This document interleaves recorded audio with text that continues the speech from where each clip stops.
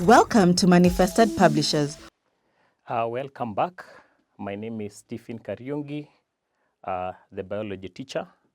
We are going to continue with our topic of classification 2. Today we are going to look at kingdom fungi.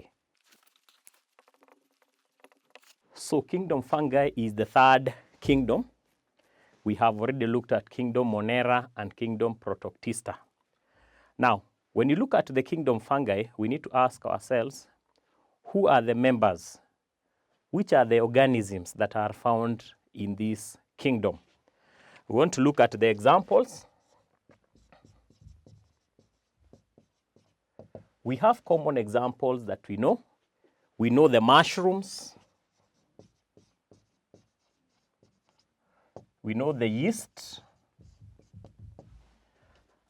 We have the toadstools, rhizopas, etc. Those are examples of fungi that we have. And we are going to look at the characteristics of these fungi, and then, of course, look at what are the benefits that are associated with kingdom fungi. Welcome to Manifested Publishers.